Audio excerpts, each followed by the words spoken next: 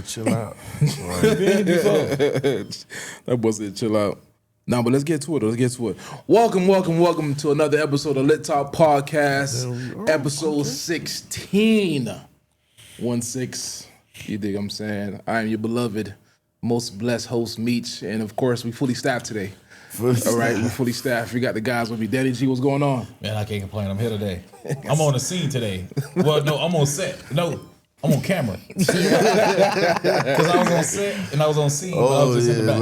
Yeah, for sure. Yeah, Sam, what's going on with you? Vibing, man, feeling good, looking good. You already know, Hey, just be mindful, my boy in plum. Plum. Not purple. Yeah. Not purple. Yeah. Wait, he in the inside of the plum. Yeah, inside. Don't worry though. We gonna do like a poll. Like a poll of what color this man is really wearing.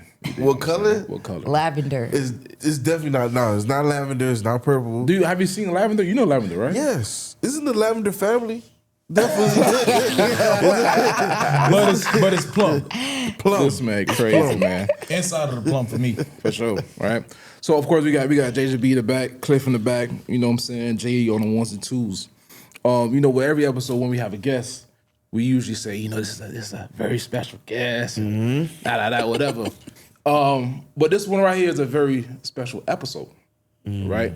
To my right, we have a woman whose story is full of resilience, ambition, and she dominated the Miami nightlife scene from being a stripper, and she transitioned to being a music business owner, an author, and even directing movies, right?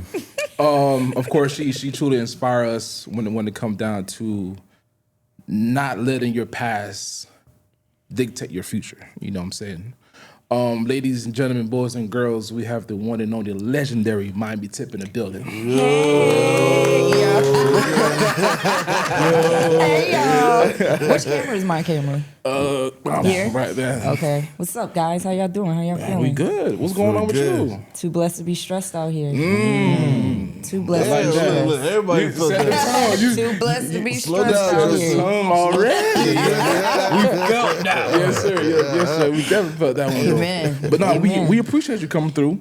Thank you. It's so funny when we this is like I said, 16 episode. And Congrats to y'all. Oh, for sure. For sure. Congrats to the consistency. for sure. I checked y'all page out. Yeah. It ain't hard. yeah. It ain't easy to do what y'all doing. Oh yeah. You came in here and got to laugh with us. No, it's a vibe. It's a vibe. Oh, for sure, definitely. So, but when I threw the pitch at these guys, I said, man, we need to get Miami Tip on the pod, and I was like, you know what, I'm a DM her. Right, it's a long shot, but we gonna do it. And you responded, and I was like, oh yeah. We're rolling. It's a go. We're rolling. It's a go. We're rolling. You know what I'm saying? So Tip, man, how you feeling? How you doing? How was the drive here? First of all, The drive was cool. I don't live too far, so Okay, it so was you cool. good. I know the area. Yeah, all right, it was a bet. smooth one. I listened to the word on the way here. Amen. Amen. know? Amen. Okay, cool. So real quick, let me check in with the guys real quick. Danny, what's going on, man? Talk to me. And I'm here. You here? Yeah. Had a drink before I came here. Couple drinks, huh? I was stressed. Hey, shout out to All Star, man. Shout out to All Star.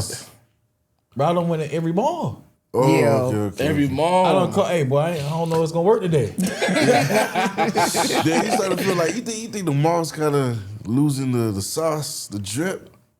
Or They ain't gonna everything never designer. lose I'm it. never lie. Everything designer now is like. Man, I work a 9 to 5. I ain't got it. I can't keep up with them people. Yeah. we definitely. I got a few designers, but I can't keep up. Yeah. For sure. I'm staying within my means, but I'm here.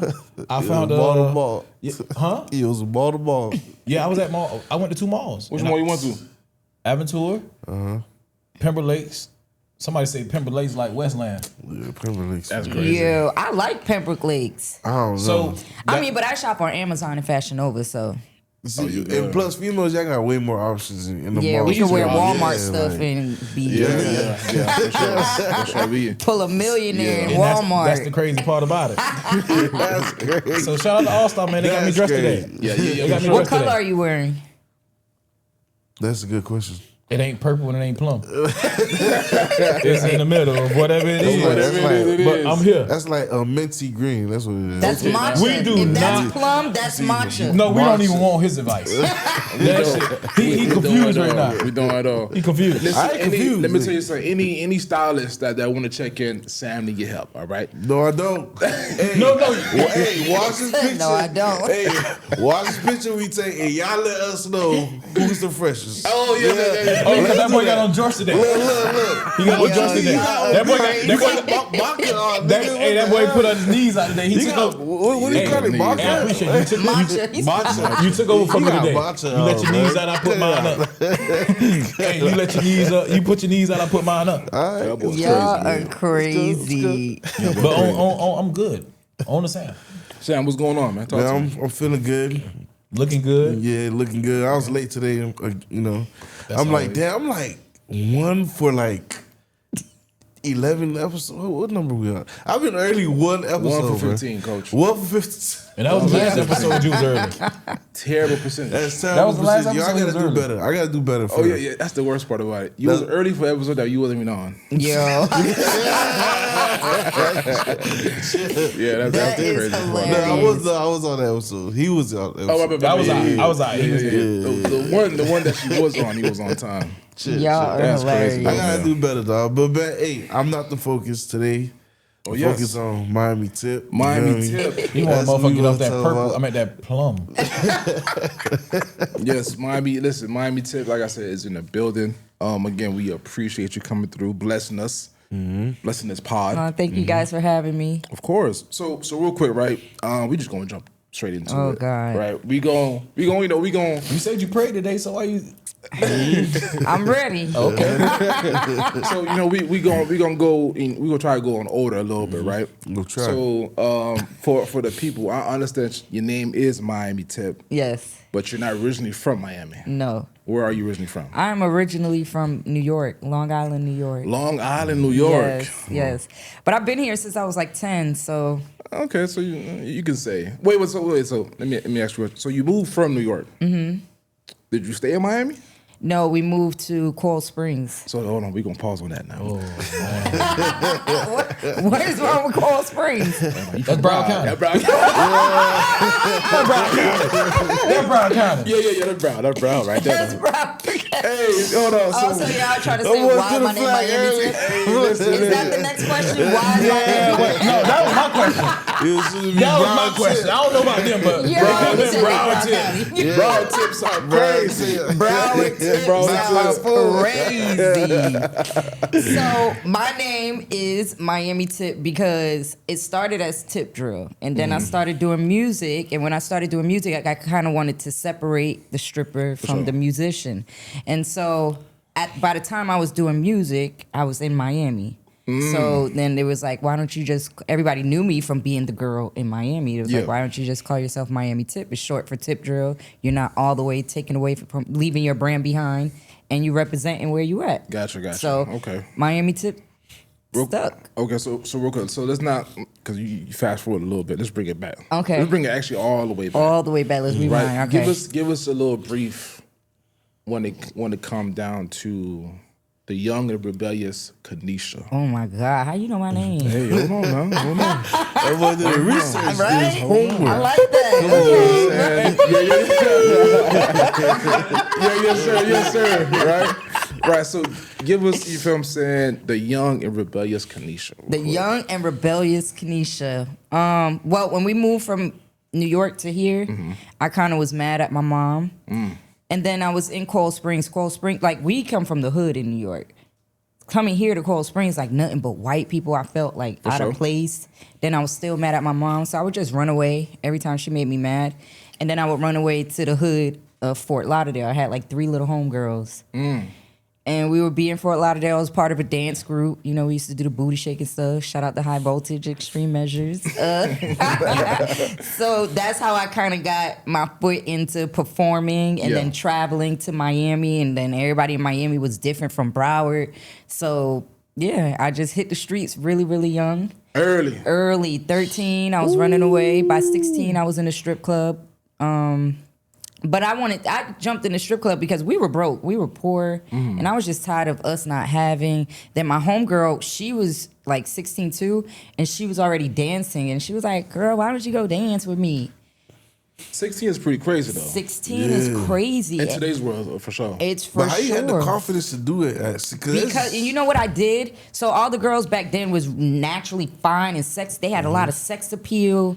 And I'm just this skinny little light-skinned girl, but I used to go on stage and do the booty shaking routines that I knew. Okay. That's what I would do. So it was regular for me. I would just, because I was already on the stages, you know, doing the dance group. So I would just do the same thing at the strip club at Ecstasy in Broward. I started there. Ecstasy. Yeah. So you started at hold on. You started at Ecstasy. Where was Ecstasy located? Ecstasy is on Broward Boulevard. And then you came to Miami and named yourself Miami Tip. But you know what? Miami, I mean, I pay a lot of homage to Miami. Even in Fort Lauderdale, I was just roundaway Kiki. Like, you know, they always say you got to leave from where you're at to go get a little notoriety and fame and then go back. So Miami, like, embraced me on another level. And then I started making crazy money in Miami. So I owe Miami a lot. Like, everything I do is Miami. I'm paid in Miami, so why would I not? Why not though? Why not? I'm represent. I got Miami on my back, like literally tatted on my back. So, not New York. Not New York. Not Broward. No, I was Miami. made there, but Miami pays me. Shit, I love Miami forever. I'm never leaving. So when it comes down to the stage name, right? He is so mad. You want me to be Browardton so bad. You want me to be Browardton so bad. I'm just saying, man. At least you read my face. So when it comes down to the stage name, right? So because we got to talk about this, right? Because we had a lot of back and forth a little bit when it came to the stage name, Okay. right? So you had, let me ask you this: before Tip Drill, what was your stage name before that? Fantasy Red or China Red, one of them. It was something red or Red China Red. No, it definitely was a Red Fantasy. Fantasy Red, Red China, China Red. So we had on one of our episodes we had Sam Sneak in that episode, right? Shout out Sneak. Shout out to Sneak. Shout out to Damn Sneak, right? Squad. And Sneak talked about the original Diamonds, Right. And you was there, Yes. at the original Diamond. So he spoke about how like him and someone else actually pitched that name to you when Tip Drill? yeah, right. But you said in previous interviews and stuff like that Tip Drill came from A girl. A stripper. Okay. Yeah, about it was that a right there. stripper. I was at Take One. I was in the locker room, and she was like, "You need to call yourself Tip Drill." And at this time, the song was coming up. Yeah. And I was like, "It must be your ass ain't your face." I'm not calling myself that. And she was like, "No, because you dance like the Atlanta girls. You dance fast like them." Da, da, da, da. So I don't know how they talked me into calling myself that, but I went to the DJ and said, "My name Tip Drill tonight." And he called me to the stage.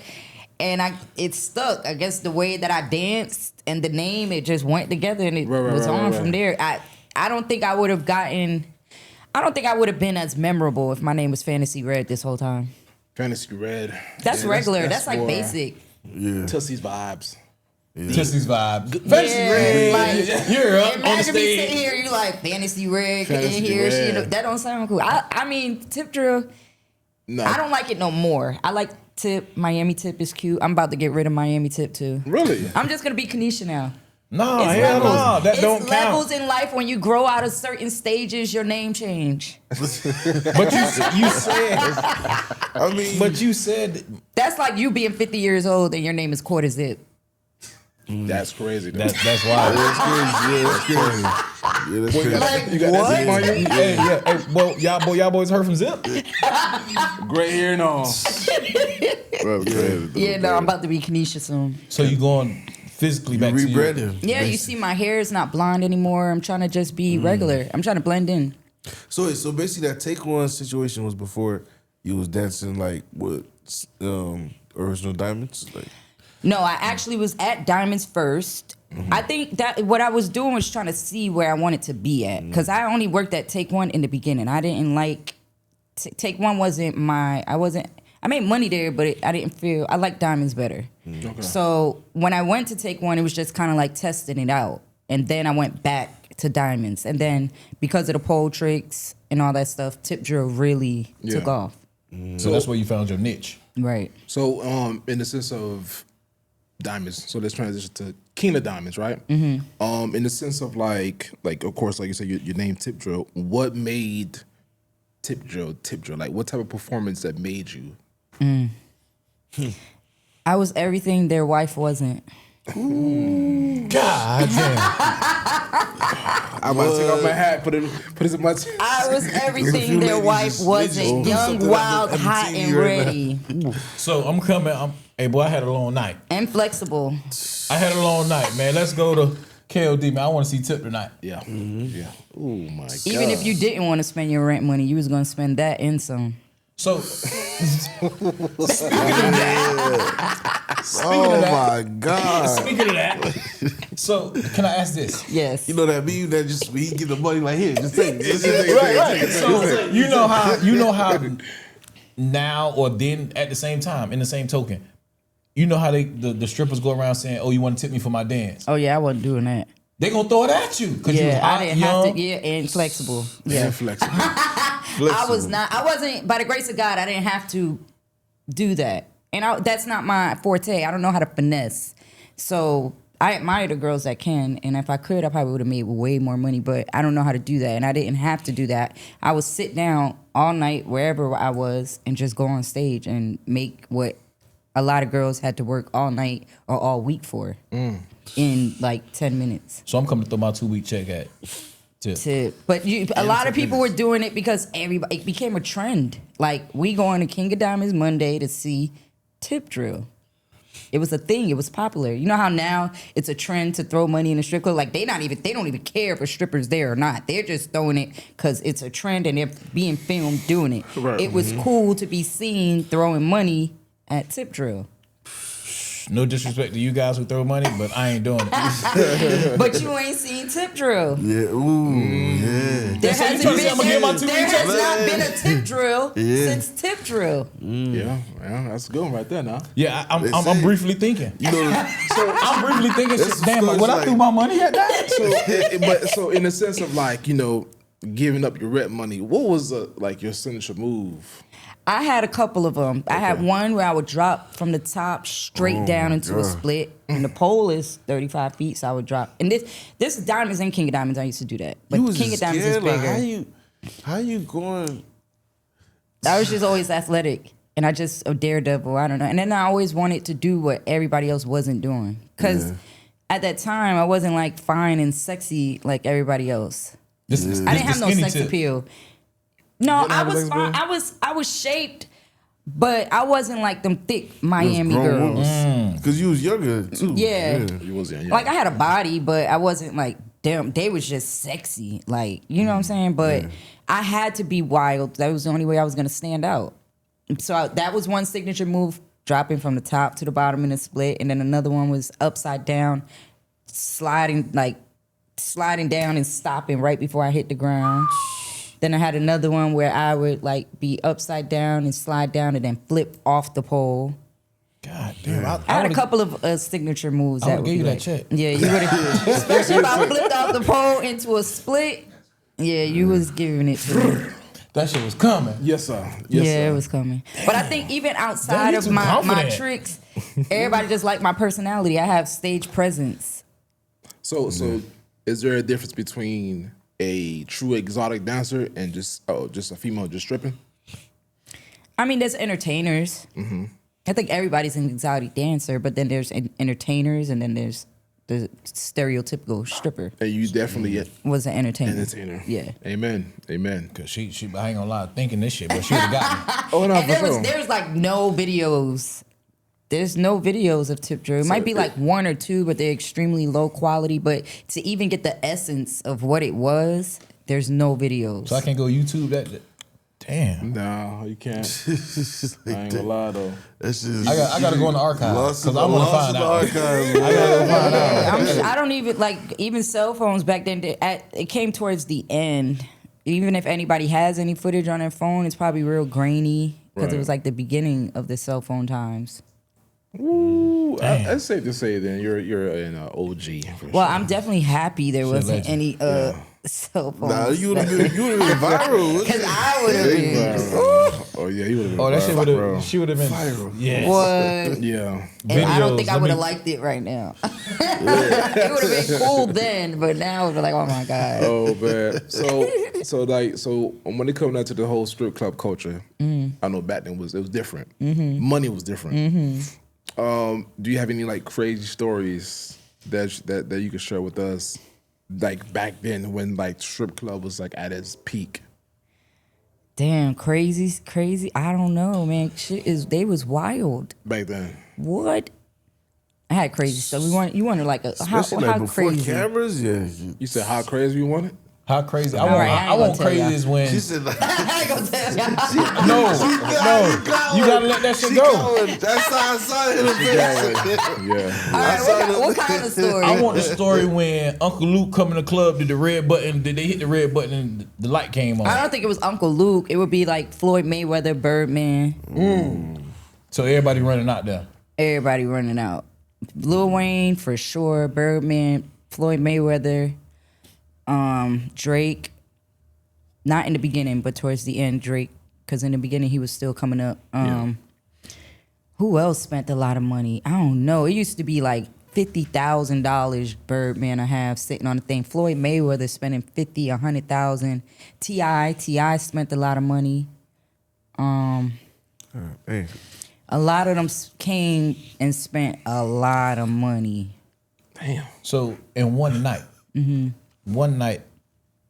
of Tip, the entertainer, what you seen in one night? I was guaranteed $10,000 on a Monday in 10 minutes. I was guaranteed that. In Guaranteed. 10 minutes? Tax free, people. Tax free. Tax free. 10 minutes. Yup, they would shut off the lights. They played the Lion King theme song. No, cause up your that was and then the the lights. song. Then I was walking on stage and the lights would shine. Boom, and then they dropped that Jeezy or somebody. Then I'm climbing up the pole, Oh and my then you know, before I even Were you already up the pole? No, when the lights come on, that's crazy. yeah, I'll be on stage. Then when the lights come on, that's when I start going on stage. Before I even got down, money everywhere. Like, cause what I would do is my first thing I would do is I did the same routine every time. I would get on the stage, climb to the top. Then the DJ would be like, you know, y'all look up, everybody get your money out there. And I'm just hanging, looking down, upside down at everybody like this. And he would like prolong it. So I'll be up there for like 3 minutes.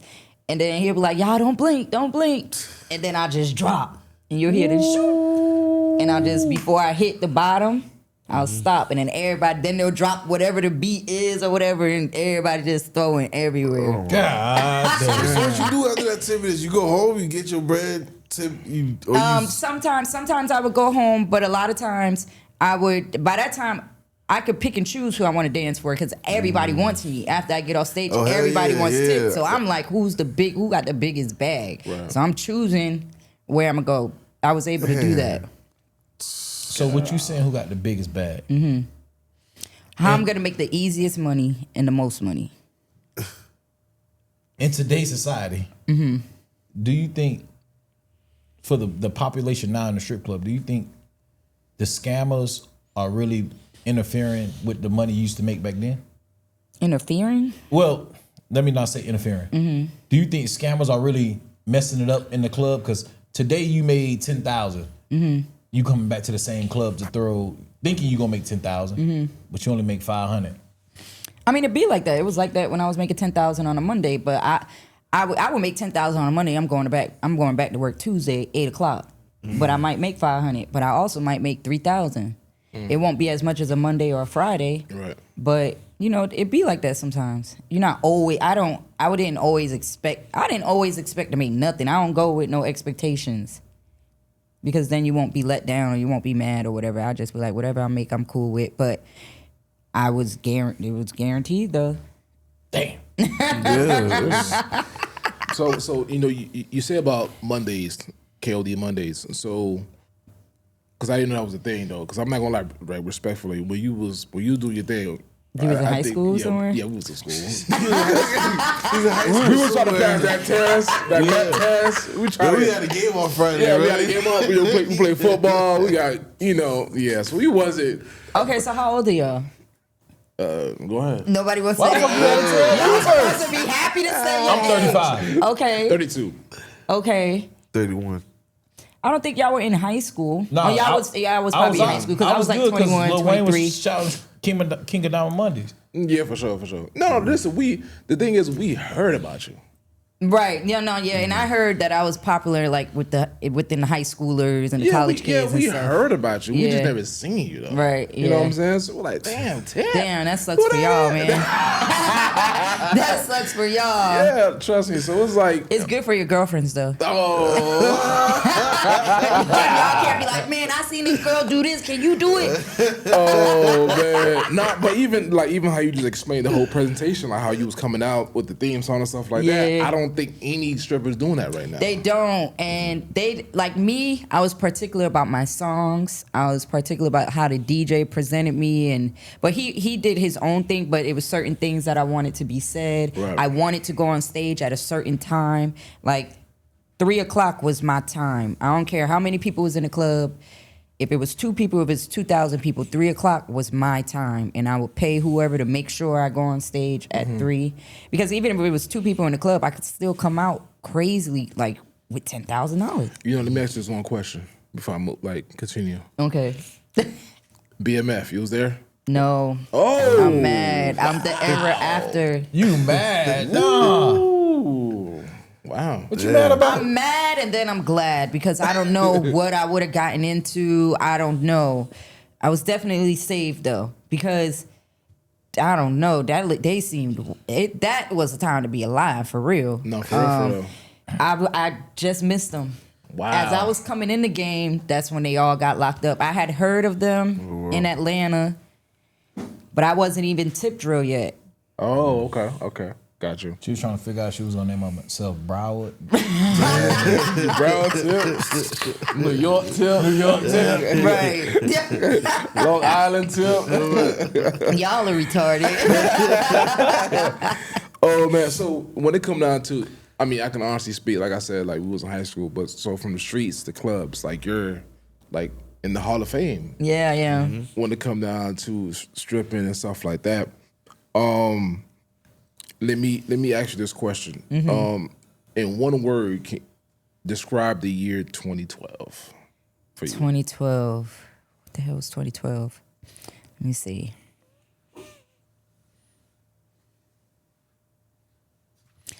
I was probably like 26, 25 or something. I don't know. It was lit. So well, in hindsight, we're gonna speak about the accident that you had. Yes. Right? Oh yeah, 2012 is when I had the accident. Damn, I was Right. Well, you remember that That means she was living a good life. Ever since. You were living shit. good. That was shit. yeah, Right, you were living 2012 real was good. the accident. So to the people who doesn't know, can you describe the accident, of course, at KOD? Right.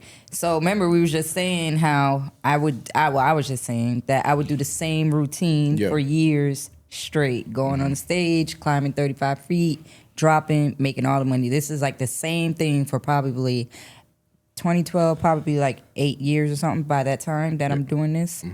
And then one night I went to work. It was a Friday. I never worked Fridays. I didn't go to work on Fridays at this time because I would just go on Monday. But I had a homegirl at that time who was suspended, and she was like, please come back to work with me because they had let her back. Yeah. She was like, come to work with me. I don't want to go by myself. And I'm like, man, I don't like working Fridays. But they had told her she got to work that day. So I'm like, all right, I'll go. But I didn't want to go. Then I ended up oversleeping that night, and I woke up at like 1, and I'm like, oh, she ain't gonna want to go no more. She, Right. you know, I'm good. I called. I was like, damn, I fell asleep. I woke up late. She's like, well, I still gotta go. Can you come? I'm like, damn.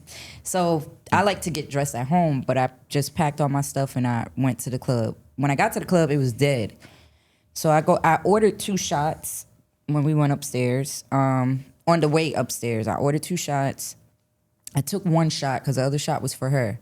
Then as soon as I start getting ready, I'm putting on my makeup. They like, Tip, it's some guys from Europe or London or somewhere, and they at stage 3, and they got some money, and we need you to come because there ain't nobody here to put on a show. Yeah. So I'm like, I don't never go on stage 3. I always go on stage 1. So I'm like, I don't want to go on stage 3. They like, nah, they got money, you got to go. So I rushed, put on my makeup, my hair wasn't even done. I run downstairs to go on stage.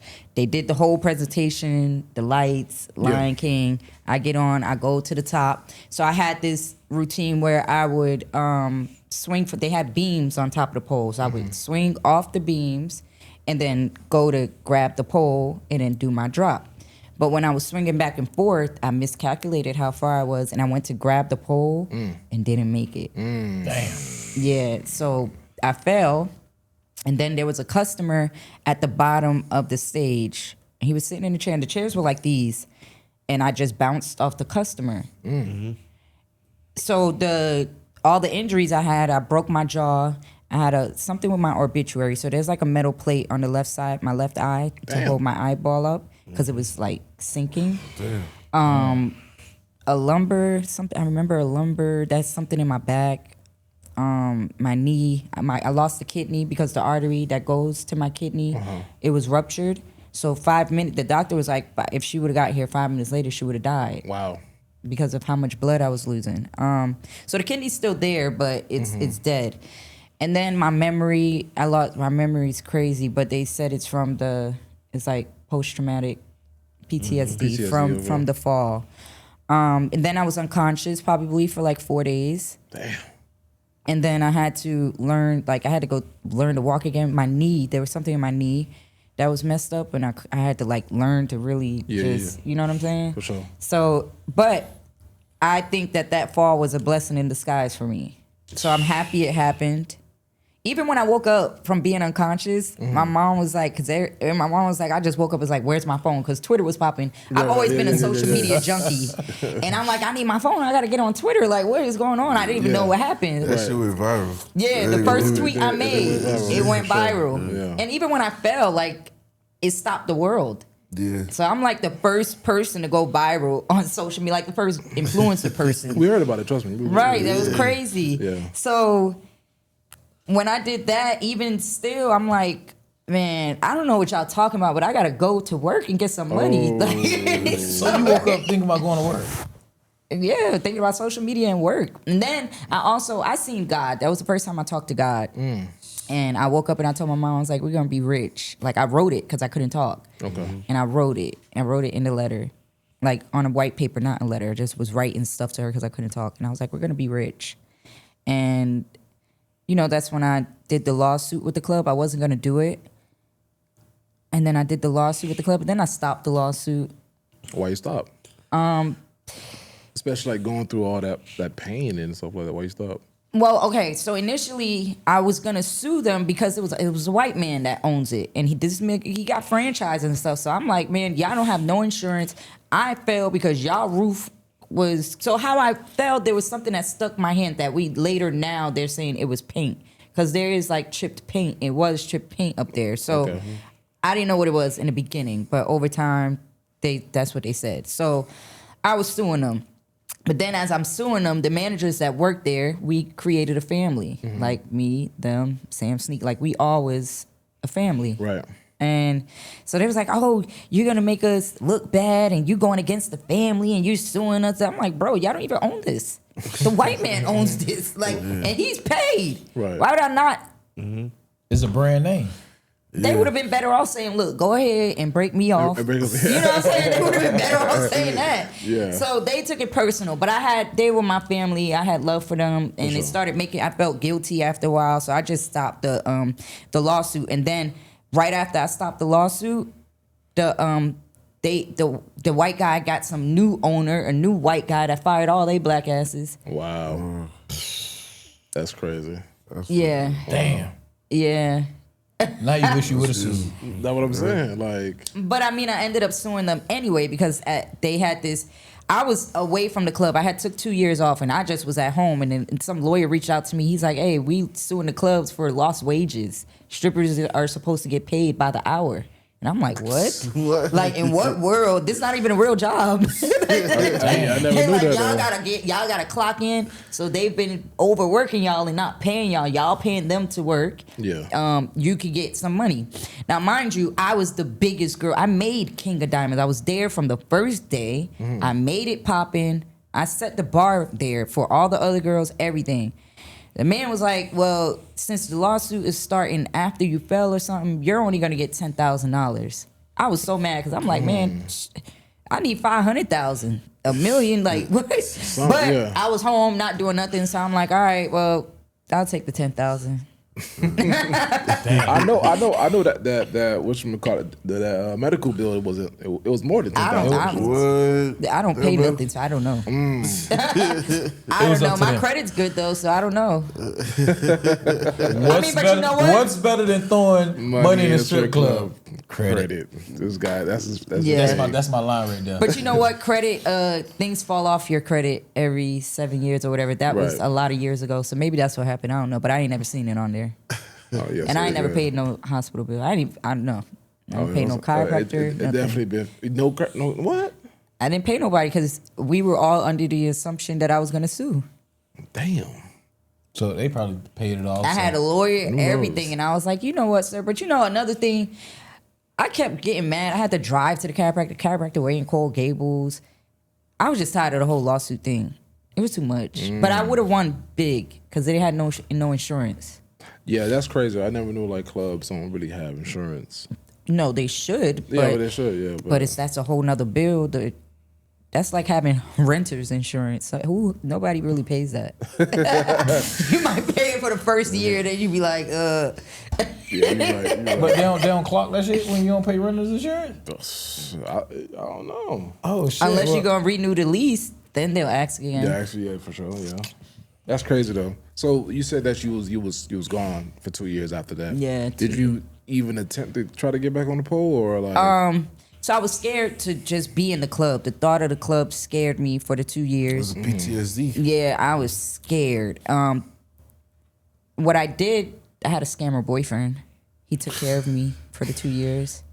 That was the only way that I wasn't able to work. Like I had some money saved up, but obviously you take 2 years off, you don't have no income coming in. And back then, I didn't have the business mentality that I have now. That's why I'm so happy that fall happened because I just thought I was gonna be tip drill making 10 grand on a Monday for the rest of my life. Wow. I didn't have any business ventures. I didn't plan on real estate investments or nothing like that. So now that fall, after I'm realizing like, damn, I don't have no money coming in unless I ask this nigga for money. So I need to do something. So then that's when I really figured out like my talents and what I'm good at and what I can do. And then I started investing in stuff. I got into music. Music back then was extremely expensive, especially for me because I felt like my only competition was Nicki Minaj. So I wanted everything to be Nicki Minaj level. So now I'm making all these crazy videos that cost $30,000, $40,000 for the video. Spending more money on getting good music, good writers, good producers, working in Circle House. I started in Circle House. Oh wow, okay. So like I'm doing big budget things, but I'm not paying for marketing or none of that. So the money wasn't really coming back. I already had a name as being a stripper and the music was there. And then social media wasn't really rolling in like that. But I started investing in music, and then that's how my business mentality started coming around. Gotcha. Because of the fall. So it's safe to say that all the money that you made in the strip club, the tens, 10,000 and etc., you basically had nothing to show for. Nope. Not when I fell. Probably I had like 30 grand saved, maybe. Damn. And that was a safekeeping shit. Right, And that was that's what I'm just saying. having there, Money, just because I touched so much money on a daily basis. You was blowing that shit like it wasn't no Right. tomorrow. So that was just money that was just there because I didn't care. And it was just like whatever. But yeah, I didn't have nothing to show for it. So money wise, when you look back, like, do you regret it? No. No. I had fun. Like everything was on me. Yes, take on E. I had a lot of fun, and all those experiences made me who I am. Right, like right, my right, name, my legacy, really that money went to build Tip Drill. Yeah. You know what I'm saying? The brand, the personality that everybody grew to love. And because of that, who she was, I built so many relationships. Like, I can do whatever I want. Whatever I want is going to turn to gold. Right. Because of the money that I spent. So I don't regret it. Do I wish I did things differently? No. Yeah, no, I had a lot of fun. I had a lot of fun. I mean, but you know, like speaking about like the economy nowadays, like Right. if you would have just saved up and put this money here and there back then, I should have been. I feel like any stripper, you strip for a year, you should be a millionaire. If I knew Any what I know stripper? now, I think even the ugliest, because the ugly strippers get all the money for real. Man, stop that I shit. swear, Nah, like I I go to believe the that. strip club. I Hold believe up. that. Hold I up. believe I go that. to the strip club and I see the ugliest motherfucker on the pole. Baby, keep walking. All right, those the ones that have, listen, The they have a clientels. mouthpiece, pun intended. When you say, wait, hold on. Both ways, You know, like they can I finesse finna you say, and 'cause- they get them men to go in the back and Oh, the 'cause men be loving I them. was just about to say elaborate because you know I'm kind of fucked up in the head. I don't know what the mouthpiece means. Them ugly ones are not, and I won't say ugly because nobody's ugly, right? The ones that They're beautiful in their people- own way. Everybody- They're beautiful in The their own ones way. that people wouldn't gravitate towards, you know, naturally in a strip club environment, but them, they be making bread. Even they, if a stripper locks in for a year straight with the mentality of I'm doing this to invest, I'm gonna get into real estate, I'm gonna do this, I'm gonna get businesses. In a year, she should be a multi-millionaire. Because if you think about it, like I made 10,000 on this is just a Monday, right? It don't take a whole. If you got bad credit, it might take 5,000-10,000 to fix your credit. That's just one Monday of work. Or if your credit is decent, you just need some trade lines and cleaning up or whatever. It might be 1,000, 2,000. Right. You get your credit right. You start leveraging your credit. Come up with a master plan of how you're going to invest it. 6 months of realistically locking in at work, you could be a millionaire if you leverage it right. well, you know, sex do sell. Like See? Telemundo. Like Telemundo. Hey. That's crazy. You know, that's funny how like I mean I never thought like that. I don't think any I other don't think stripper- nobody thinks like that. Yeah. But they should. No, when you out having fun, well, I Yeah. think like that. That too. You And making And then most 10,000. strippers come from like we don't have the right examples. Like just my family. We from the hood. Like nobody. We don't know nothing. You know what I'm saying? I just just the culture period. Like there's a lot that we don't know, and there's a lot of we just illiteracy. We're illiterate to a sense. We don't know. You come from the hood. Nobody's been to my family. A lot of them probably didn't even go to Miami at that time. So to Right. be in Miami is like, wow, like y'all made it. Yeah. So Especially Coral Springs. right. Yeah. But we was in the hood in Coral Springs too. We was Man, like, come like, on, man. You got they this. got Rock Come on, Island. let's be real. Listen, Come on, Rock man. Island, that's where we lived at. Rock Island is not like Coral Springs on the west side. You know what I'm saying? Where the houses is, where Parkland is. We was on the east okay. side. But all you gotta do is cross the street and you could fantasize about the bigger shit. I mean, Come but you on, can man, cross let's the be street real. in Miami. You can cross the bridge. You in Wynwood and you in Overtown. No, all that That's shit a Overtown. Big, that's a big. Man, all that shit Overtown. Rock Island. That's a big bridge to cross. That's totally different though. That's totally Rock different. Island and University. I'm not walking to University. You walking from Palm Avenue. Well, what is Palm Avenue in Miami? Like 57 47th to 47. okay. Are you 47? walking from 47. 47 to 27? No. No, I'm gonna walk from 47 to 57. Yeah, but that's not the jump. That's In- not the in walk. Coral Rock Island is Springs? like going from 47 to 20 because Rock Island, I think, is like Pine Island or something, which is like 47, 37. Come on, man. We all know you cross that bridge right there, 2 steps away. You in Parkland. I mean, but it was nice. I know you. It was You Coral heard what you Springs said? compared Oh, it to where was I nice. came from. I went to Stoneman Douglas High. I went to Bramblewood Middle. These are Stoneman like Douglas. white schools. Stoneman Douglas. Oh man. Shout No, out that's to cool. I mean, we all know that. You school. should know that Yeah. school. Yeah. He don't know. He doesn't know. You gotta remember, Sam confused plumbing in the inside of the plumbing He doesn't lab. know about Stoneman. Well, but Cause he gave me the eye. behind the scenes, I'll tell you Oh. about Stoneman Douglas. Yes. Okay. Yes, behind the scenes. So real quick, so you transitioned to music, right? Yes. And that's when you changed your name. to Miami Miami Tip, yes. Right. Yes. Did you feel like when becoming a rapper, you feel like people took you serious? No, and I hated it in the beginning. After a while, I know everybody was like, dang, it's a possibility. Yeah. You know, but I had put in a lot of work by then. And then I was ready to quit by then. So, in the beginning, they didn't. But I felt like they didn't take me serious because I was still stripping. But it was like, nigga, I got to work.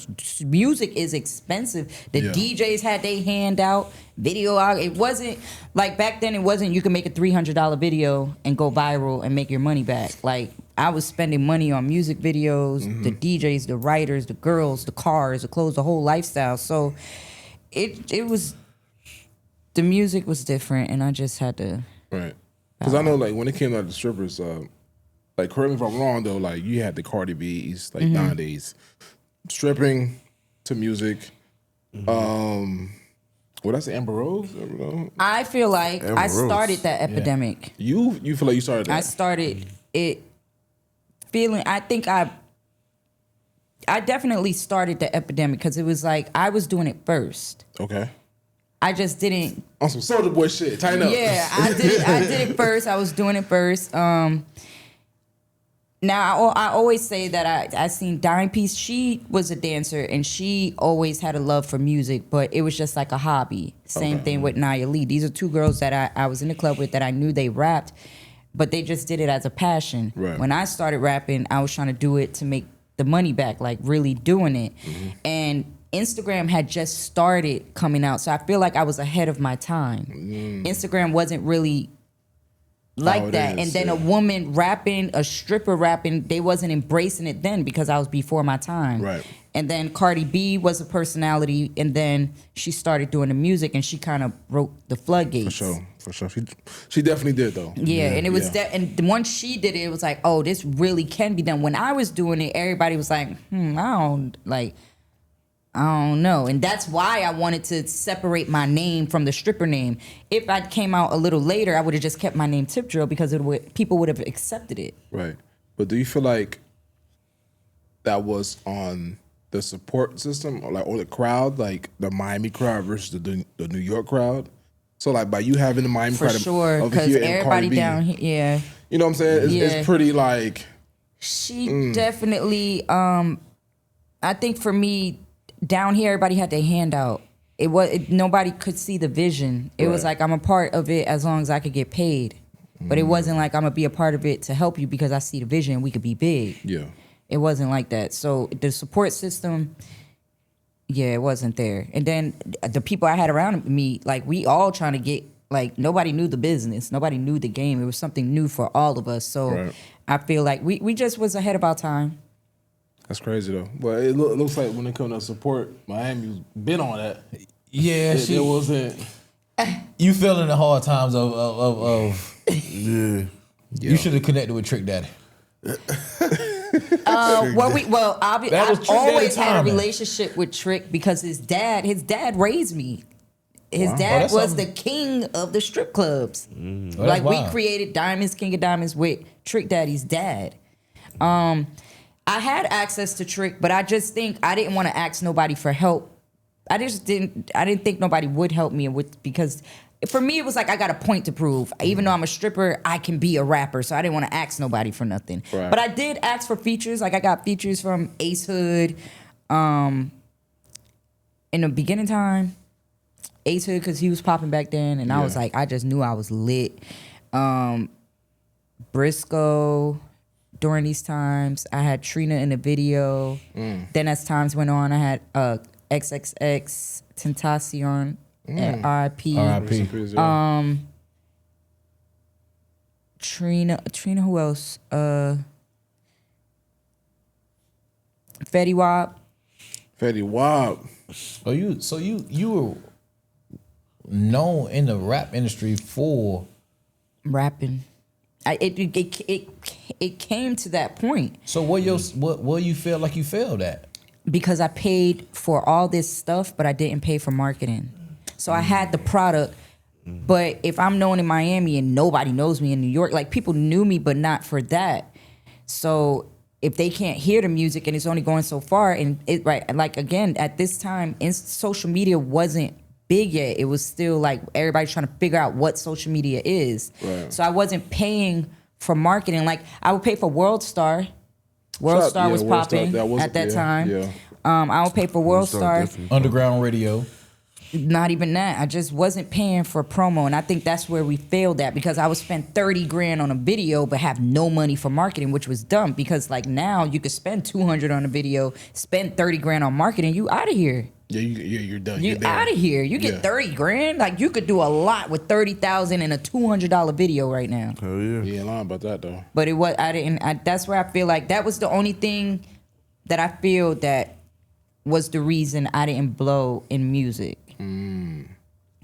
So like, you know what, we again going back to the previous episode, like again we had Sam Sneak, and we was talking about how like Miami artists don't really do the groundwork, and he was saying about like how, you know, artists should not only stay in Miami, but when it comes down to their music, go to Tampa, go to Jacksonville, go to New York, you know what I'm saying, go to Texas and stuff like that. So with that information, you didn't know about that.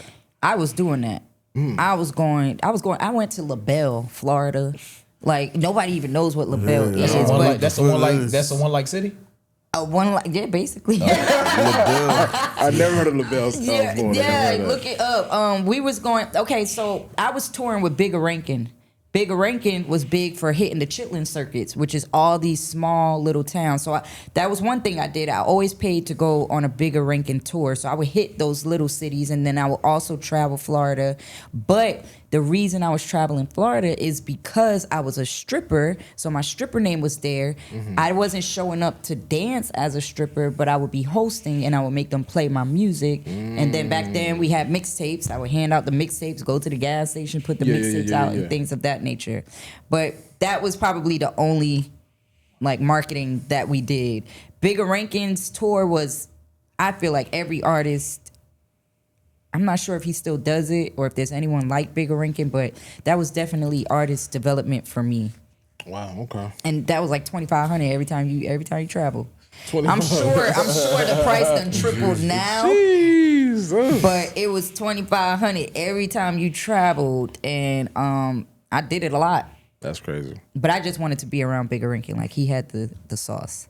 So shout out to Bigger Rankin. So music, when it came down to you making music, that didn't really proceed. So now you manage now. How's that going for you? Well, I don't manage anymore. You don't manage anymore? No, Okay. You used to manage artists, or I did. So what happened was, because I didn't make it, I was real passionate about helping someone else, because I had all the relationships. so now you gonna put bread into somebody else's career? I ain't gonna lie, But come on, bro. She passing this shit down. She passing the torch. But man, I would have just said. But see, I knew what I did wrong. I knew what I did wrong. So I knew, okay, if I can help someone else not make the mistakes I made. And then it was easier for me to ask people for help for someone else rather than ask for myself. Because remember, like I said, I would never open my mouth to get things. Like I would lead with money. That's how I got most of my features. Except like the Florida people, most of them gave me their features for free. But I was this now. By this time, Instagram is like popping. By the time I'm like, okay, I failed at music. Let me try to manage someone. So I'm surfing the internet, and I'm like, I want it to be a girl, because there's so many guys. I don't want a guy, and I don't want to work with a guy. So I follow on Sukihana. Suki. So Shout out I to see Suki. her, and I'm like, I like her. Like, she wasn't doing. Okay, she did have the song "I'm 5 foot, but my throat's 6'6". I thought it was dope. She moved back to her Broward roots. She moved back to the Broward roots. I thought it was dope. So I'm like, but she wasn't doing music to take it serious at that time. So I'm like, yo, I got a plan. I'm like, since she was promoting the whole stuff, the coochie stuff at that time. I'm like, I just hit her up, and I was like, you should do a remix to the Use a Hoe beat. Use a Hoe from Ludacris. I'd say you should remix that. And I got a producer down here that'll do it, whatever. I just DM'd her. We didn't know each other, nothing. And she had hundreds of thousands of followers at this time. She was popping already, but she was an Instagram personality. it was a long shot for me, and then she responded, and she flew down probably like 3 days later. Wait, you think she knew about you? Yeah, she knew about. Everybody knows about me. You know what I'm saying? Come on, man. What type of question? But she took a risk because I had never managed. I wasn't known for managing. Oh, okay. You know what I'm saying? But so she probably was just like, well, shit, I ain't got nothing else to lose. Let's just go see. You know what I'm saying? So she flew to Miami. She was only supposed to stay for 1 day. I think she stayed like 5 days. And instead of us doing that one song, we did her whole EP. So I had put the people together for her to make this happen. Yeah. And I believe we was at Circle House, everything. So like I was using all my resources. And then because of who I know, we was able to get her, you know, her backing and stuff like that. And that's when her music went to another level, and you know, she went to another level musically. Yeah. As far as the show was concerned, she was already going to be on the show, but because of the music, it just all made sense because I was already on the show. So when I got into managing Suki and that took off, I didn't have no contract with Suki. I didn't want no contract because for me, it wasn't about, at that time, it wasn't about the business. It was about me showing that I could do it. Gotcha. You know what I'm saying? It's me showing that I could break her. I didn't care about, I had money, so I didn't care. It was like, as long as you just let people know that I did this, I'm going to make my money off of that. You know? So I did that. And then I had got like a couple of other artists that I did the same thing with, and they're successful now. Yeah, so it was easier for me to help other people. And then but managing just a few artists, right? I felt like a babysitter. So I quit that too. That's cute. I quit that too. You ain't like being a babysitter? You get paid to be a babysitter. First of all, Suki is very like impulsive. You know what I'm saying? So we would have like Suki, even with the whole like all her antics and stuff like that, we would be like, bro, like I got these people who putting bread behind you. Like it's like you think about music labels, the white people, the higher ups. Yeah. They like, nigga, what are you doing? Yeah. You know what I'm saying? Like we were like, she got us, you know, we the black people in the middle, you know, we like, yo. She's just going crazy. But it worked, and it worked for her because the antics for social media, that's when social media was in its prime, and it was about the antics, and she understood that. So she would plan what she was gonna do to go viral. Like, I'm gonna do this today, or be like, what am I gonna do today for them to click? She ate that crab and her tooth came off. She did that on purpose? No, I think that was after me. Oh, But like a couple antics before that. I know for me though, well, not to cut you off, for me, like her viral moment was the tattoo on the face, ice cream. The ice cream cone, the whole Gucci thing basically. Oh yeah. And she did that when we were like, whoa. Yeah, when she Like, did that, because we like, didn't know what how is this? the audience was gonna perceive that, but it went crazy. It did. And then I know we were there when she turned it into a tiger, but I don't know why she turned it into a tiger. But it was all planned, like it was all talked about. Crazy. It was all talked about. Like, look, we about to do this. Hey. But it worked. Fire. It worked. I mean, only God knows, man. Suki over here, bro. Yeah, we definitely do. Shout out to Suki one time though. You know what I'm saying? So let's move over. So let's move forward to you being a writer/author, right? So Yes. right now you have 2 books out. Yes. Can you tell us the title of the books and what the 2 books is about? The first book is The Bottom Line, and The Bottom Line is an anthology based. Y'all know what an anthology is? No. No. No. What is it? Well, Sam, You said yeah. but hold up. Sam can't tell you the difference from Plum purple. and purple. I could. What's plum? This. Oh man! Hey, can we all put our head down and pray? I'm crying. Well, go ahead and continue though. Okay. Let's go back to The book. What The it is? book. Okay, The so books. an anthology is that it's not one full story; it's multiple stories. Right, yes. So the bottom line is an anthology based on 10 different women from 10 different walks of life who, some way, somehow, end up in the strip club. Some make it out, while others get swallowed up by the game. Sex, drugs, greed, and envy all play a role in this vicious game beyond the pole. But through all the bullshit, the money is the bottom line. And that's why my book is called The Bottom Are Line. these true stories? Or These are, the first book is all true stories, not based on me, but based on Just things that different- I seen and that I know. But I ain't gonna lie to you. I ain't gonna lie. When you just broke that shit down, that shit sound like it supposed to be on Tubi. Yeah, I'm trying to make a film based on it, but I don't want it to be Tubi. I feel like it needs to look like Power and Like Netflix. Oh, for and sure. P Valley. Definitely. That's what it's on. And that's in the works right now. That's it. I'm trying to get it there. I started, but then again, I'm like, yo, I don't want to do what I did in music and spend all this money on a product and don't have the money for marketing. So in film, for things to look like Power and P Valley, it costs a lot of money. Yeah. So I'm like, I'm either going to have the marketing or film it. And so I just rather just not do nothing. So what I did was my third book, it didn't come out yet, but I started shooting a series on my third book. And that's like Tubi, YouTube type vibe, but I just did it so that people could see my writing skills, my directing skills. I taught myself to edit, film, direct, color grade, sound design. I did everything. Yeah. So I did that so people could see like, dang, she did this with 10 grand an episode.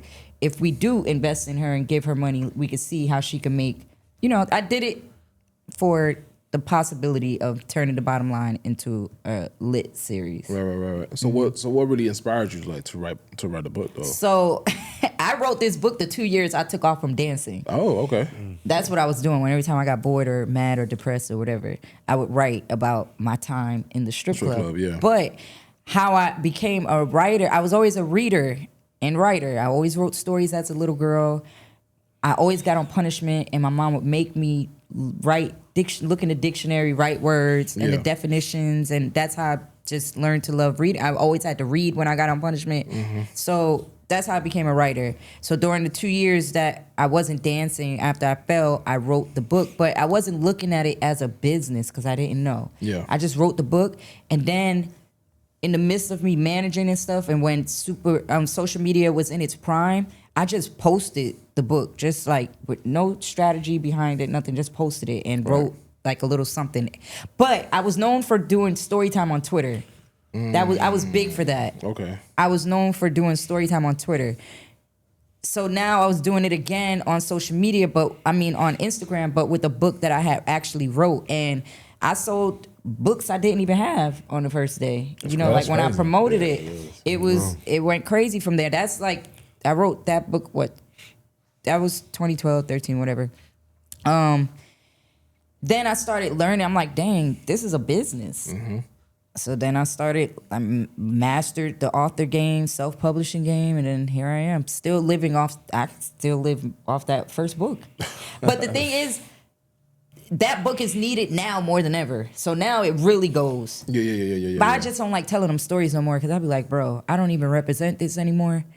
But the book, but that's a path. That's something off your past, right? And then the book is not directing women to the club. It's actually, I wrote it because back then stripping wasn't popular. It was actually looked down upon. So if you said you was a stripper back then, it was like a stigma that came with you. But I knew good women as strippers. I knew teachers that were strippers. I knew nurses that were strippers. I knew girls that was just trying to do it to go through college. So I'm like, you never know the circumstances a woman has to become a stripper. That's like a drug dealer. Like niggas don't grow up and be like, I'm gonna be a drug dealer. Like you go through some shit. You like, man, my back against the wall. This is what I'm gonna do. Yeah. So I wrote the book basically to be a voice for the voiceless and show that not all we don't grow up to be like, I'm gonna be a stripper. Things happen. For sure. And so that's why I wrote the book, and that's why it like resonates with today's audience. So go ahead, 3 So with that being said, do you think strippers can escape the stigma of being a, no disrespect, a hoe?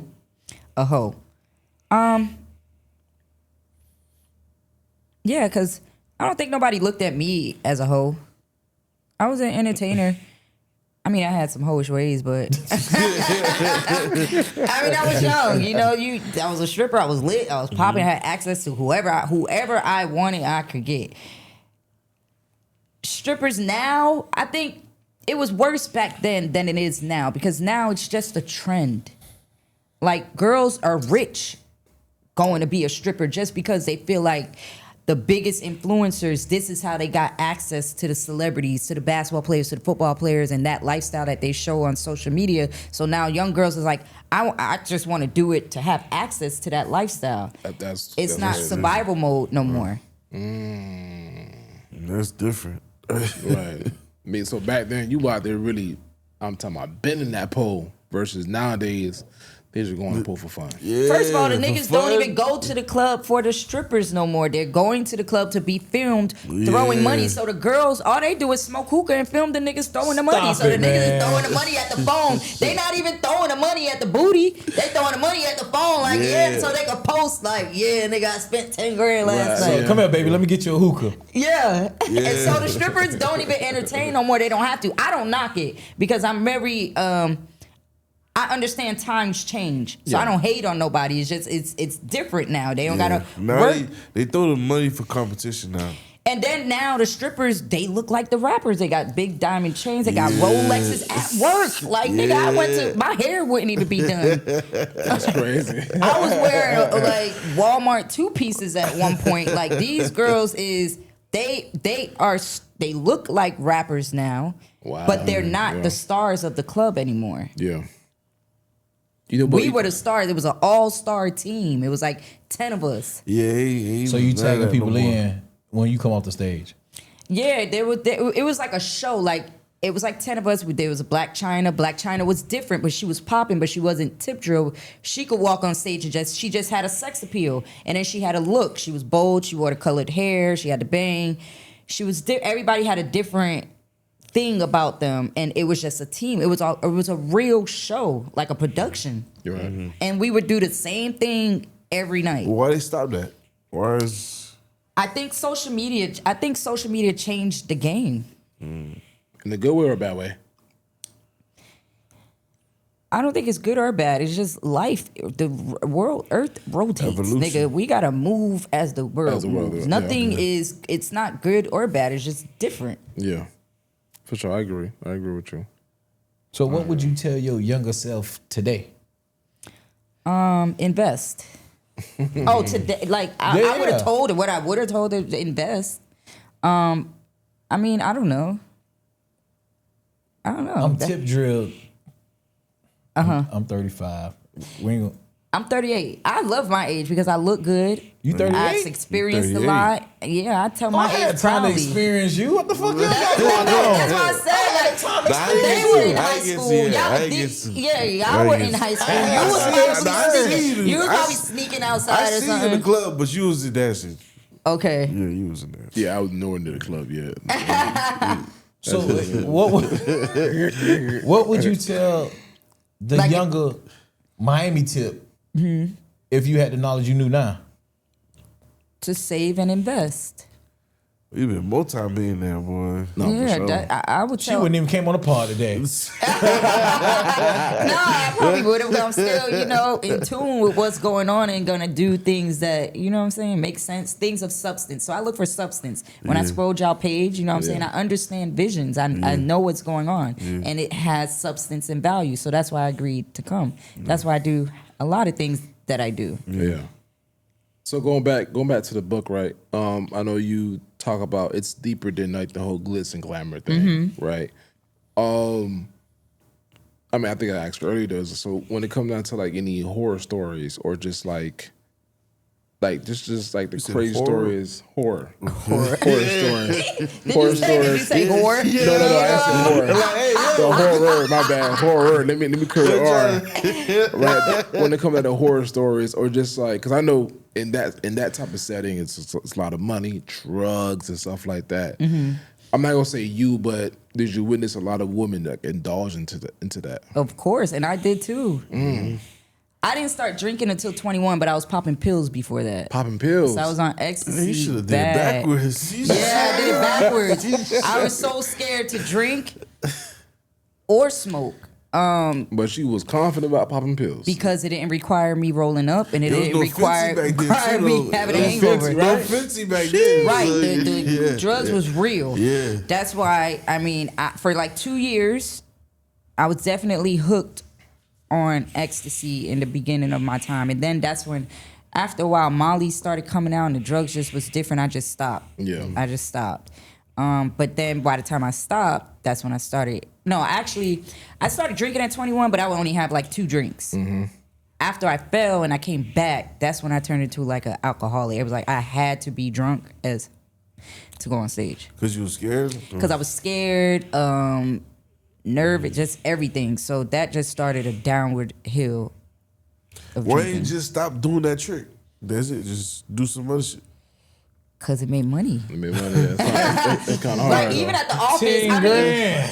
Shit, I wouldn't be good. I'll be going back out there and do that same goddamn trick. right. 10 minutes now. Like, you gotta do what you know works. Don't what is it? Don't fix it if it ain't broken. Like, Damn real. and I would do, I mean, at the time I was on, like, office started coming around.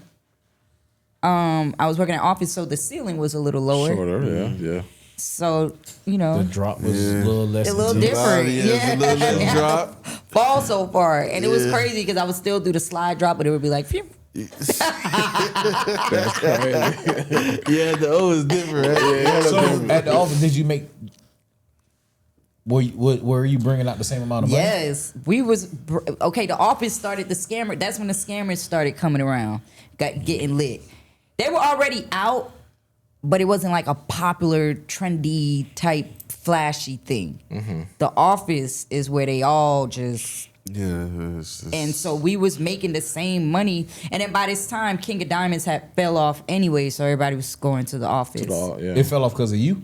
No, it fell off. Just they switched owners, and it was just a lot of stuff going on over there. Yeah. And so that's how the office was able to come up and thrive because King of Diamonds had closed, and then I think G5 was closed at that time too.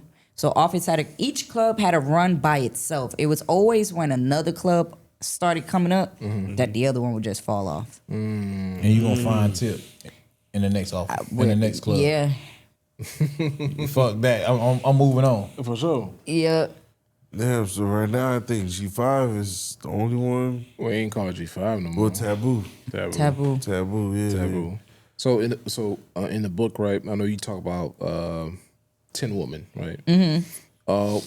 When it comes down to these 10 women, which women kind of like really resonate with you, like to this day? Well, a couple of the stories are really my stories. Probably like 2 of them.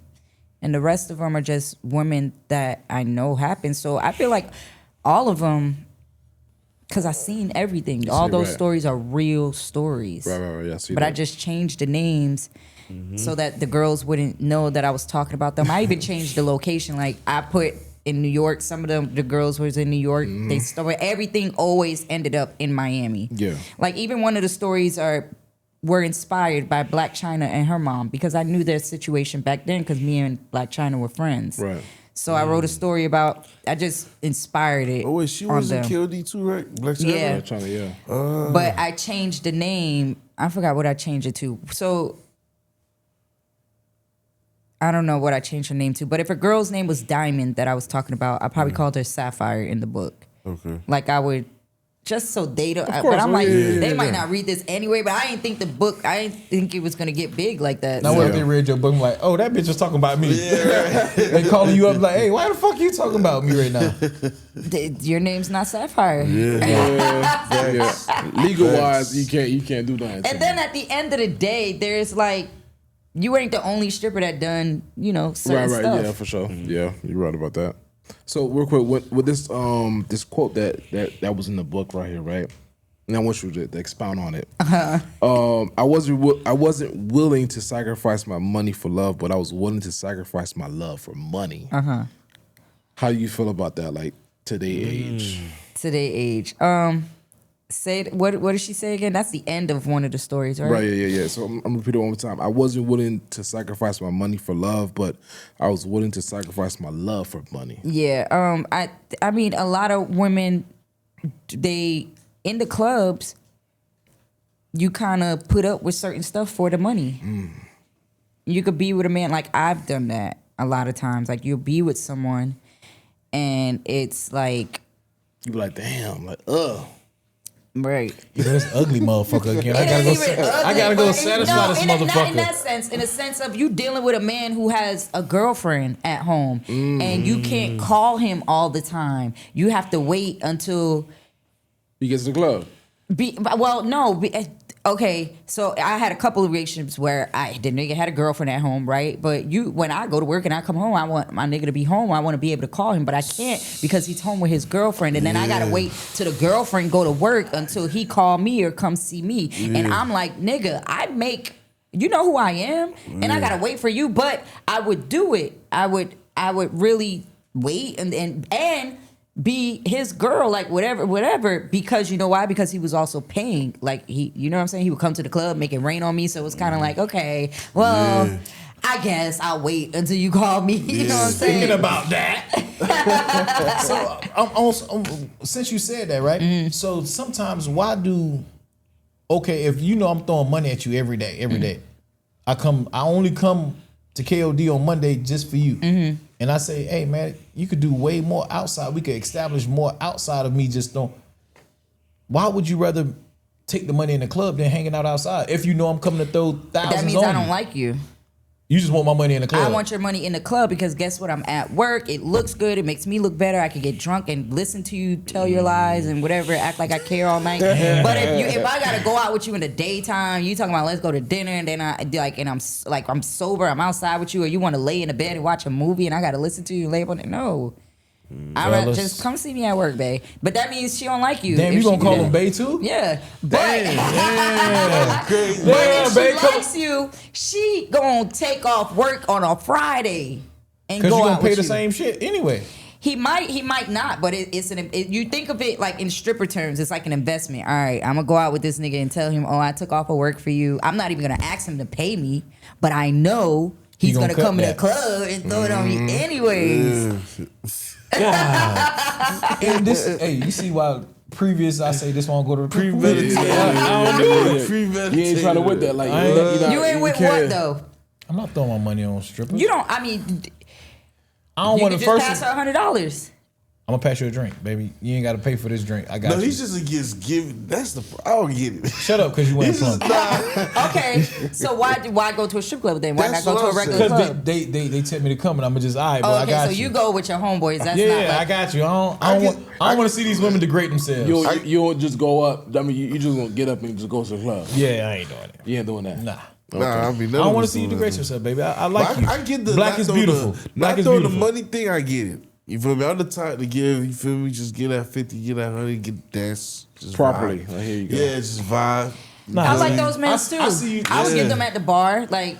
You know, you know what? For me, I never turned down any money. Like if it was a group of people that I knew they was at the bar and they were working people and they'd be like, tip, oh my God, and they'll just give me $1. Some girls will be like, oh, they just gave me, why y'all try me like that? Me, I know there's working people out here and I know $1 might be a lot to them. So I probably would give them even 2 free dances. You know what I'm saying? So a nigga damn, at the Tip, bar, where you at? that's how I was. And I feel like I'm just a woman of values and integrity and things of that nature. So I feel like that's why I was blessed financially all my life. Yeah.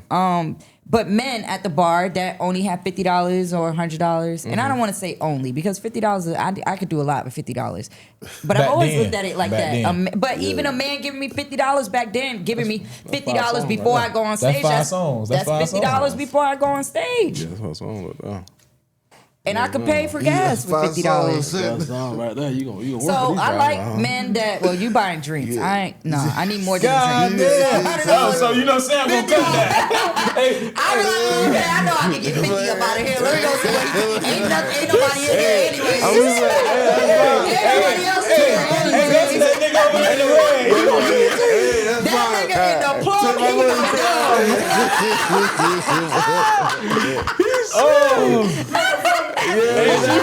Everybody on the side. Hey, y'all go holler at that nigga. Go holler at that nigga in the plug. Yeah, or like if somebody be like, hey, that nigga in the plum, you know he always come here for you. And I'm like, I don't feel like, but I don't want $10 tonight, girl, but he good for 50 over there. Oh my God, that's crazy. That's wild.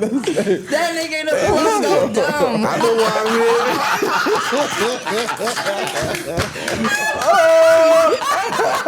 Hey, that's fucked up. That is though. I know why That I'm here, nigga in bro. the We plum the go spot. down. He goes down. Hey, that's your new name. Fuck it. Let me change that shit right nigga in the now. matcha. He ain't got you. Yeah. Don't go over there. Hey, long day, no goddamn. I'm just here to watch. When she was half, She was bro. I'm crying. That's crazy. Oh, God. Yeah, she done came in here and ripped. Hey, rewind this You bitch is and turn that bitch up. ripping it. You ripping it. I'm not gonna lie though. So real quick, so let's move forward to when it come down to you being a reality TV show, stars. right? And you film and also direct, right? So first of all, the whole love and hip hop thing. Right. How you got into that? So, well, because remember I was doing the music as a stripper. I was already a household name in Miami by the time they came and got me. So they said I was the first person they interviewed. Obviously, they knew that it was going to be based around Trick and Trina, but outside of that, I was the first person they interviewed. And at one point, I thought they weren't going to do it because we had filmed a pilot probably 3-4 years before we even aired. So I thought it wasn't going to happen. Right. I had them forgot about it, everything. And them reach out to me just because I had a household name already, and then I was doing music. My first season of Love and Hip Hop, I was still doing music, but I was working my way out. Gotcha. And so that was my storyline in the beginning. Well, I ain't never really had a storyline, but I was doing music in the beginning. Is it safe to say that love and hip hop kind of like is it scripted? No, for me, it's not. Whatever you get from me, it's the real. I even tell my producers, like, I don't want to know nothing. I don't want to know what I'm walking into. I don't want to know, because I like to answer authentically and Right. transparently. Like, I know who I'm friends with. I know who I'm not friends with. If some motherfucker, you say something dumb, I'm going to respond with disrespect. Yeah. You know what I'm saying? There's people that I respect, and I'm not going to answer you that way. But at the end of the day, it's a job. Right. Shit, you know you a liar. I know you a liar. Cool. But you know what's so funny? So usually when we do have guests here, I always call them and be like, "Hey, like, is there anything you want me to talk about?" Yeah, X, Y, and tell Z? everybody, I don't wanna know. But I was like, you know what? I'm not gonna say nothing. Yeah, you did say that. Yeah, You know but what I I'm tell saying? everyone who does ask me, like, is there anything? No, I don't care, because if it's something that I'm not comfortable with, I know how to divert it. I know how to, if I feel like you're being sarcastic, I know how to be more sarcastic. Yeah, And I'm just these are things.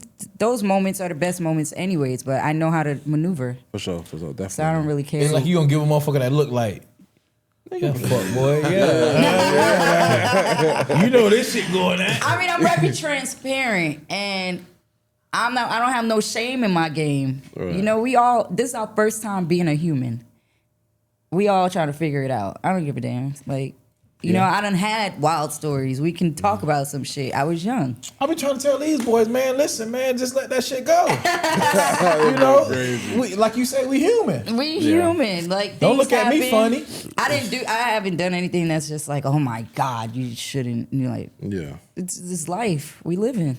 Yes, yeah. And I You're had a right lot of about that. fun.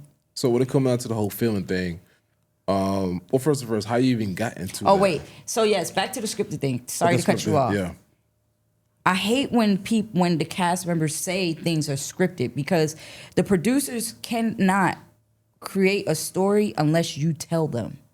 You know what I'm saying? You have to tell them, this is what's going on in my life. This is who I'm connected with on the show. This is who I don't like.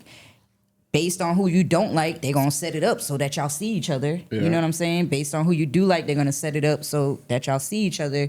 But it's not scripted. It's based off of what you tell them. Now, sometimes, because we don't have cameras on us 24/7, Right. we have to recreate certain scenarios. You know what I'm saying? But it's not scripted. I know nothing for me is scripted. Do I have cast members that are like, they do whatever because they want to check? They Yeah. do, but I don't have nothing to do with that. But those be the ones that be mad because shit wasn't edited the way that they thought it was gonna be or whatever. So it's not scripted for me, and I hate when cast members say that, because and then the first thing they like, the producer told me to say that. The producer cannot tell you to say nothing you don't want to say. Like, my producer, I'd be like, look, that ain't what I would say. Right. That ain't what I'm about, so I'm not saying that, and you don't have to say it. So we definitely ain't catching Miami tip drill. But could it be to a Fighting. point like where some people like, all right, when the camera's off, they chilling, they one way. As soon as the camera turn on, they turn up, like they start being extra type shit. Is there some people that's like that? Yeah. Yeah. But ultimately, it's still a business. You know what I'm saying? And you're still a personality. So you have to be on camera, whoever you are. I just so happen to be, by the grace of God, one of the few that being myself resonates with the audience. Some people doing the most, it looks good on camera and it's cool, but in real life, they're not really like that. You know what I'm saying? But it's a business at the end. You got to be whoever. Like Suki, for example. Suki is, her for her antics and stuff. She's really a business smart woman behind all that. So it's all a persona, even for the show. And rappers, there's rappers that be rapping about drug dealing. They ain't never sold drugs in their life. It's rappers I've been around. These niggas don't drink. Really? But they say they popping bottles in the club. Bro, it's crazy. Like, I was blown away by, like, a few of them are really smart. Like, these niggas went to college. And I'm like, bro, you said you killed X, Y, and Z, but you ain't really. You said you was selling, like, you are very articulate. But yeah, it's all a persona. Some people are like that. Some people definitely, the cameras come out, it's like, and I'll be like, oh God. But I don't really rock with those people. So we not catching you fighting, like throwing hands on that show. You might There's have. security everywhere. But I think you catch her on the wrong day, she gonna fuck you up. Oh no, I know how to fight. But that's why I ain't always say, say. listen, I never said you don't know how to And fight. Miami knows this. Like, they know I've had a few fights. I'm not a fighter though, but I know how to fight. I'm not scared of nothing. Yeah. I'm not fighting on set though. I don't even throw drinks, and I hate when they do that because security's here. We can't do nothing. Then my thing is, we on TV, bro. There's nothing that you can say to me that's gonna make me take what you're saying. I can't even take you serious. You're a whole character. Wow. Like, I'm not even going. There's nothing nobody could say that really. Like, you have to maybe talk about my fall and say I almost died, or maybe talk about my mom or my son. But other than that, there's nothing I'm gonna take so personal that I want to throw hands or come see you after the film. Like, I can see a motherfucker. We could argue on set. I could see you at the club that night and say hi. Cause you ain't even for real. Yeah. It's not even that it's not for real, but nigga, we working. Yeah. It ain't that serious. Get that shit out of here. Yeah. You ain't even for We real with working. yourself right now. That's crazy.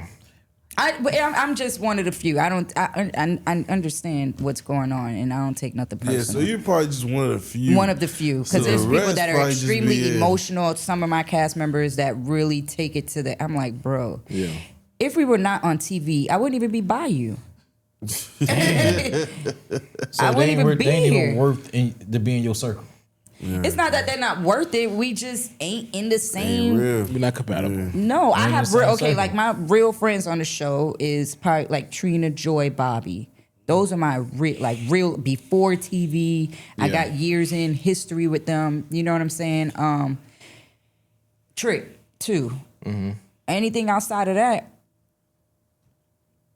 is where, like, if we beefing, if you say something I don't like, I'm gonna say something. I'm gonna call you out on it. You might get mad or whatever, but nigga, that's what we here to do. We on TV. Right? Yeah. Well, I'm in tune. I want to see the mad you because you look too goddamn happy all the time when I see Too you. calm. When Right. I get mad, it's bad. But it takes a lot to get you. It takes a lot to get me mad. Like, I don't just get mad. It takes a lot. Like, I could look at a person, talk shit. You could say whatever. Yeah. And I could look at you. I won't, like. You have to say something, like I said, about my mom, my son, or about, some So- people will say stuff about So the fall. speaking of your mom, how's your relationship with your mom? Great now. Why now? Because remember, I was so mad at her when I was younger. I used to run away for everything. Then I didn't understand my mom's discipline. And so, like, if she beat me or if she yelled at me and cursed at me, like, I took offense to it, I would run away. So we had a rocky relationship in my younger years. Yeah. But now, dang, I'd be like, bro, I wish I didn't do that stuff to her. Yeah, I was just going to say, like, how do you think about that and look back now? Because I have a daughter. I'm like, Dad, what we do if my child is running away? And my mom used to hand out flyers. She used to go knocking at people's doors. Then a lot of times I was in and out of the detention centers a lot. Oh, Here or in New York? Here, and I used to go into Fort Lauderdale Detention Center off of Broward. I used to always stay getting 21 days. 21. And then I would then my mom wouldn't come get me, so I would be there 90 days. Well, I would be there 89 days because 90 days they call CPS. So my mom would come get me on the 89 day. After a few 21 days, and she's like, "Oh, you ain't learned your lesson," she would leave me in there. Kenisha, you was bad. Then I got sent to a level 6 program. Not Kenisha. I got sent to a level 6 program where I had to do 6 to 9 months, and that was in Goulds. Oh, you was way out there. Yeah. Damn. And I had. So you was in Miami and then shit. Yeah, yep. And my mom used to come see me every weekend there. Damn, and traveling way from Cold Springs to come see me. You kind of stop if you was at the Ghouls. Boy, so I'm trying to understand, if you dealing with a child like that, how you think, if you looking back now, like how you think would be a way to deal with a child like that? I think for me, the reason, just emotional support. Like my mom would beat me, but not tell me. I would be in trouble. Obviously, I know what I did was wrong, but as children, you have to explain. You know what I'm saying? Then there was it was just a lot. Like my mom leaving from New York, that wasn't explained to me. That was like, you ripped me from my whole life, and you didn't tell me. You know, and I think some parents, they feel like because you're a child, your feelings don't matter or your input doesn't matter, but you can't do that. Especially and then, parents from the island. Right. Yeah. So it's just different. I think even now, the way that I raised my son, because I know what I went through mentally with my mom, I approach my son and raise him totally different. So everything to me is just about your child being able, even in relationships, you want to be like open, communicate. You have to, because then kids, and then some kids carry that to their adulthood. Like you're traumatized until your adult life because your dad spanked you because you said a curse word, but your dad didn't sit and tell you, you know, you don't curse and why not to curse. Right. So I was getting beaten as I was getting beaten because I was bad, but I was bad because I didn't have that my mom wasn't a soft parent. She was a tough parent. So it was like, and I think that's why now I could take a lot from people. I could take a lot because I took a lot as a kid and I had to hold it in. So I'm just used to it. But when I explode, you know, it's a different story. So like when I explode on my mama, I ran away. And I was like, all right, now I'm gonna get you back, you know. But you know, now that I look back on it, I'm like, dang. But that's why I'm also very passionate about telling my stories, because little girls fall into. I was 13 years old, like outside, like finessing men, like, but all because I didn't want to be at home. Right. So do you go out to those like those young girl shelters and speak to them about your story? I don't, but I want to. I actually met this lady the other day who has a school, and I want to get into stuff like, I want to go to the detention center and stuff. I want to do stuff like that. I just haven't connected with the right people to help make it happen. Yeah, I think your story will move a lot of young girls. For sure. No, for sure. That's evolving in that circle, because at the end of the day, they think it's cool, but in reality, you just putting a stamp on yourself that ain't where it is. And I be looking at young girls like with the baddies and girls, you know, watching baddies and then thinking that they could imitate that. Like, I'm very passionate when it comes to kids, especially little girls, because I know my mentality back then, and I know how it's just, it ain't right. So I'm very passionate about. Yeah, we definitely commend you for that though, especially like what you dealt with in your early age. And now being an adult and having children and like not really throwing that to your kids, that trauma and stuff like that. We definitely commend you for that though. Yeah, my son, I kept him separate from my life. Like if you meet my son, and I don't want to say this because I was a dancer, but you know, people just wouldn't expect my son to be the way that he is, having tip drill as your mom, but I was able to keep it separated. Like I was a football mom since my son was 4. Like I'm getting off of work drunk, hungover. We going to practice Saturday 8 a.m. I'm in the heat. I'm in the car, sleep, go outside, check on him every practice. Like, you know, I was like that, and I was like a real mom. Oh, and I know you appreciate that though. I low-key seen that. I was scrolling one day and I said, oh shit, I guess he was going to college or something. He was with his bed riding. I'm like, oh shit, she there for real. And he hasn't been through, but the bad side of raising a kid totally different than you. Bro, this nigga, like, I'm like, look in your rear view when you go out. Pay attention when you go out. Like, you know what I'm saying? Like when you raise kids because of what you went through, they're just too. Yeah. He ain't experienced nothing. Like he's never had a fight. And, man. You know, I love it, but I also be like, bruh. What are you doing? He green to the game though, because you kept him away from that shit. So therefore, he don't know no better. He don't know. Like it's cool, but then I be getting mad sometimes. I get frustrated, but it's cool. It's you know. That's crazy. He called him for Fresh Prince of Bel-Air. Oh, yeah. He staying out of that, but he want to be tough at the same time. But that's why I put him in football, because I'm like, okay, you only have me and your grandma. If you at least be around some men, you can get that, you know, camaraderie, the fatherhood, things of that nature. But then I took him out of football because they cursed him. I'm like, bro, y'all cursing too much. He's a baby. Why y'all cursing at me? So he played 4 till 6, and then I took him out because the coaches was too rough. And then he played soccer. So soccer, they don't curse at the kids. Get on this side. This was on the course for the Ravens. For Pee Wee, he played for the Ravens. I was in Miami by the time. Most of everything he did was with Strong Arm and with like the Ravens and City and stuff. Right. Yeah, so we were in Miami. So then I took him out. He started playing soccer. They don't curse at the kids. They're not smoking weed at the park and stuff. Like I hate going to the park. My nephew plays football now. But I see these men smoking weed at the park. I get so mad. Why y'all doing that? Then they be cursing. Like, so I went through that with my son, took him out. Then at 8 years old, he was like, I want to go back. I want to play football. And I had to let him go back. And I supported him all the way till now. So he's in college playing now.